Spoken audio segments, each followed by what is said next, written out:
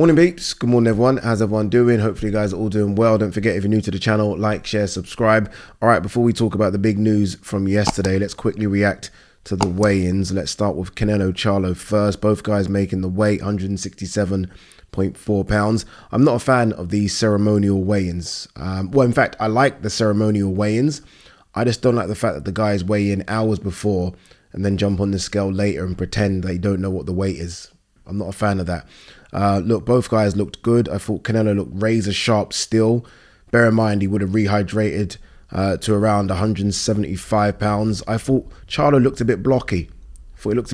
He actually looked like Canelo when Canelo went up to 175 pounds, like just a bit wide.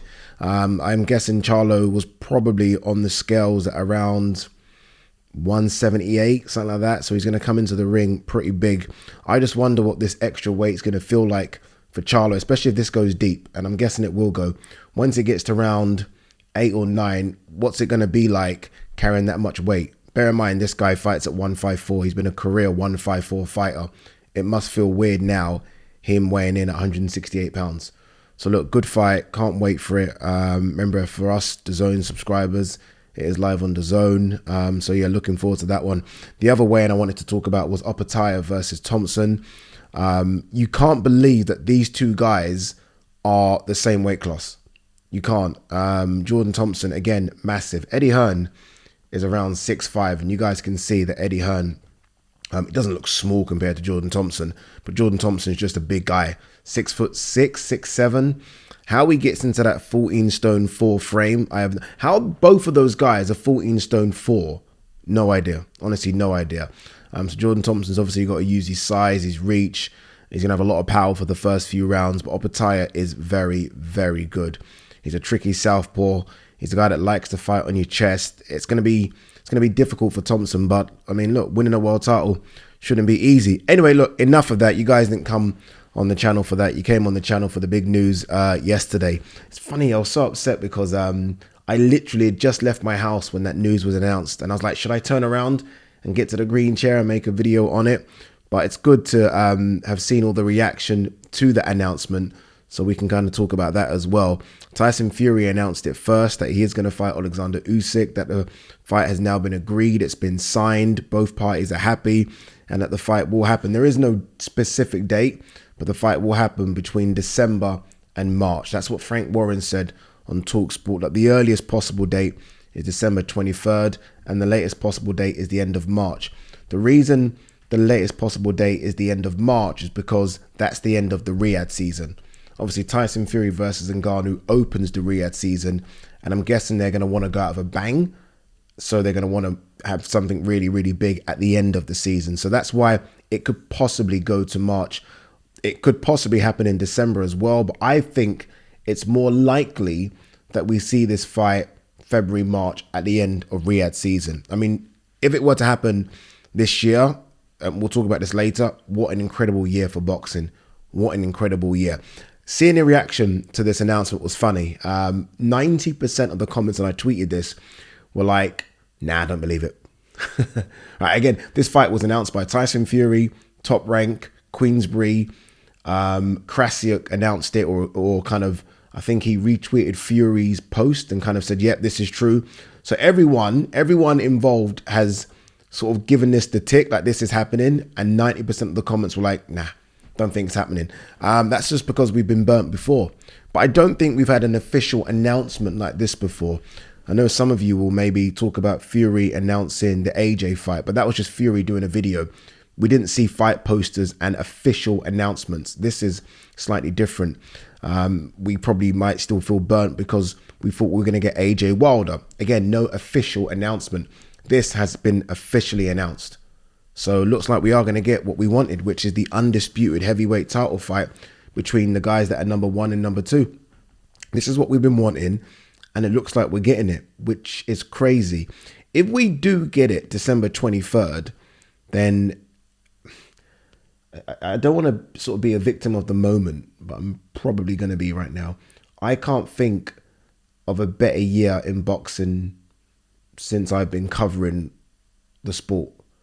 I was going to say watching the sport. I'm sure there's been a year which has been crazy, but I can't think of it right now. Like, we've had an incredible year. Look, we as boxing fans want more, right? We are a tough bunch to please, but it's been an incredible year. And it's almost like all the broadcasters and promoters are pushing each other. Like, everyone's pushing each other, which is good, right? But it looks like, I mean, how many undisputed fights have we had this year? And by the way, Inoue looks like he's going to fight this year as well for the undisputed super bantamweight title. So, so many undisputed, so many big fights, world title fights, 50-50 fights, big fights in arenas. Like, it's been an incredible year in boxing, and this would just be the cherry on the top. However, I don't think it will happen this year for a few reasons. Again, I think they're going to want to close Riyadh season with a bang rather than put this in the middle of the Riyadh season. And let's not forget, Fury does fight Francis Ngannou October 28th. And look, I said that Fury could beat Ngannou with one hand tied behind his back, and I still believe that. And I think Fury could knock out Ngannou pretty much when he wants to, but it doesn't mean he won't get injured. Doesn't mean he won't, I don't know, sprain a wrist or hurt. It's just too risky. A cut, as we saw against Otto Wallin, anything could happen. So I think it's a bit risky to think that Fury will turn around and go straight into a proper fight camp. This is it as well, by the way. He has to go into arguably the best fight camp he's been into for a long time, maybe ever, to get ready for Oleksandr Usyk, because you're going to have to find southpaw sparring, and there aren't that many. In fact, the ideal southpaw opponent is actually fighting tonight, and that's Jao Pataya. Like, whatever he cost, Fury needs to get that guy in camp, because he's the closest thing to Oleksandr Usyk, right, for speed as well. So he has to do a proper 8-week fight camp. So he's going to have to literally finish the Ngannou fight, rest up, because he has said that he's in a proper camp for Ngannou, rest up for a couple of weeks, then go straight into a camp for Usyk. I don't believe he can. I don't believe he can. I don't believe he will. So I'm thinking more likely this fight happens at the end of Riyadh season. So again, you're looking at March. You know what, Fury though, yeah? And you've got to give Fury his plaudits and his credit here. I know some people like to dig him. I've digged Fury out a few times. But I never, ever, ever thought Fury was going to be a superstar. Never. Honestly, I didn't. I just felt like the crowd are not going to get behind him. His fighting style isn't as pleasing as kind of what we've grown up wanting in the heavyweight division, which is knockouts, right? The big guys, the guys that look the part. He isn't that. But boy, has he become a superstar. And you know what kicked it off? It wasn't Vladimir Klitschko in Dusseldorf. That didn't click things off, because he came back and he didn't get the love and the adoration he wanted, right? And then he fell into depression and mental health. It wasn't that. It was him taking the first Wilder fight. And there's a lesson here for a lot of boxing fighters. There's a lesson here, because, I always talk about Shakur Stevenson and, take low ball money. If you're that sure you're going to beat someone, take low ball money, because you know what? You then become the star. There is no doubt Fury took, I won't say low ball money, because Fury was obviously at rock bottom at the time he fought Wilder, but he was still former unified heavyweight champion of the world. We never really found out what the purse splits were for Fury Wilder 1. But Fury got the small share of that.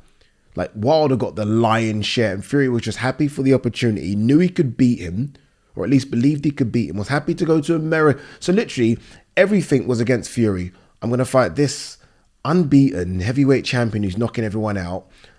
I'm going to get paid way less than Wilder. Wilder's the champion. I get it. I'm going to have to go into his backyard. But you know what? I'm going to roll the dice, take that opportunity, because I know I can beat him. And when I beat him, then, well, it flips around, doesn't it? It flips around, then I become the star. He didn't beat him. It was a draw, but I think we all thought, and I think the world believed he beat him. And all of a sudden, Fury went from just being, a semi-star, especially over in the UK, to becoming a worldwide star, because he took the risk. Again, Wilder, I remember every single person's predictions. Everyone, Wilder's going to knock him the fuck out. Not just us as fans. I mean, all the fighters said it. Like, what's Fury's going to... And people were saying, like, 3 rounds, 2 rounds. Like, people were genuinely saying this thing. And obviously, Fury believed in himself. And credit to Ben Davison as well. Maybe doesn't get a lot of credit for Fury's growth. It needs to. But Fury took the risk, and look where we are now.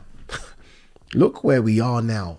This guy has a Netflix series. This guy was fighting in the WWE. I don't know how many best-selling books he's released in the last couple of years. And now look, it's incredible. He's going to make, I don't know how much against for Ngannou. I don't know how much he's agreed to take for the Alexander Usyk fight, but this guy is now a star, and maybe, in fact, definitely the highest paid boxer in the world. I think he gets more than AJ, yes, and I think he gets more than Canelo. He's the highest paid boxer in the world. Incredible, honestly, incredible. And you know, again, love him or hate him, you've got to respect the journey. You just have to. If you don't respect the journey, then, and I get it, he chats shit sometimes. He says he's going to give money to the homeless and he doesn't he doesn't do it. You know, I'll fight AJ for free. Yeah, sure. I get all that. I take all that with a pinch of salt because, you know, if you've watched Fury for as long as you guys and I've watched him, then you know it, most of the time he chats shit. But when that fucker gets in the ring, he delivers. When he gets on the mic in terms of selling a fight, he delivers. He delivers. And now he's about to, I think Frank said, and I think this is bullshit. Frank said something like, and it's obviously bullshit, but he said for the Ngannou and Usyk fight, Tyson Fury is set to make around 200 million. I do not believe that for a second. But even if I do not believe it, even if it's a quarter of that, or a third of that, it's incredible. Honestly, it's incredible.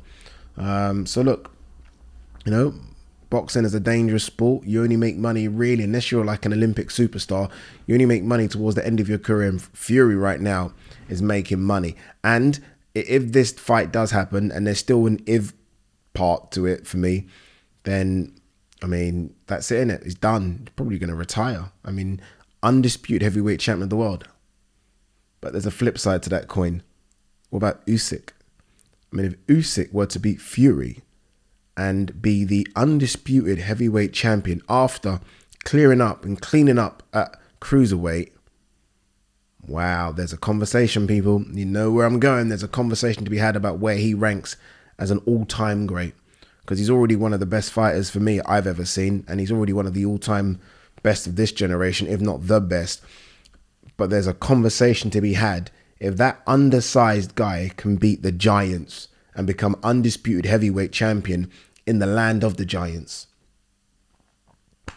There's also an Ngannou question. I mean, if I'm Ngannou, look, Ngannou shouldn't be able to land a glove on Tyson Fury. But if I'm Ngannou and I've got a fight with you, and Ngannou's training his ass off, and I know some of you don't appreciate what you're seeing, but he's training his ass off. If I'm Ngannou and you have the audacity to announce a fight with someone else when you've got me coming up, if I've got to do 12 reps or something, I'm now doing 15. Honestly, you want me to do 12 rounds? Fuck it, we're doing 15 rounds. Like, that gives me motivation, big motivation. Won't change anything. Fury will beat him, but Ngannou's going to now have a little extra carrot dangled in front of him of, you're signing a fight when you've got to fight me, 6'6", 19.5 stone monster. Interesting. All right, guys, that's it anyway. But look, let's hope that there is some truth to this release. I believe there is. I don't think Alexander Usyk said anything yet. I might have to check. I don't think Alexander Usyk has said anything at all yet. A couple of quick points here. Teofimo Lopez to fight in early 2024. Rabisi Ramirez headline ESPN show December 9th. Billy Joe Saunders, I'll fight in December, then look for the biggest fights Hearn can bring me. Okay, I wonder what card that's going to be on December. I don't think it's going to be any of the American cards. So that means Eddie will do a card on the 2nd or the 23rd of December. You know, it's going to be interesting. Imagine Eddie wanted to like just announce because he's been talking a lot about Ben Eubank. He's been talking a lot about, imagine he wanted to announce Ben Eubank on the 23rd. And now he literally has to wait till Frank says yay or nay for Usyk Fury. He has to wait, because as big as Ben Eubank would be, and it would be big here, I know controversial, but controversy sells. You guys know that. He literally has to wait because it will get flatlined by the undisputed heavyweight title fight. Flatlined. Like, all the world's media will be in Saudi Arabia for Usyk Fury. Like, it's true though, isn't it? It's true. Anyone that can't get to Usyk Fury is not because they don't want to, it's because they can't get to it. and then they will be at Ben Eubank. Every part of the world media will be focusing on the undisputed heavyweight title fight. So if I'm Eddie, I just wait for Frank. In fact, you know, I swallow my pride and I give Frank a call and say, Frank, look, what's going on? Are you doing it or not? Please let me know. Imagine the humble pie in that conversation. Anyway, guys, I got to go because I've got to go and get a haircut. And then I've got to make my way to Wembley because your boy is presenting the Oppenheimer Thompson fight. Wish me luck as always if you're watching this.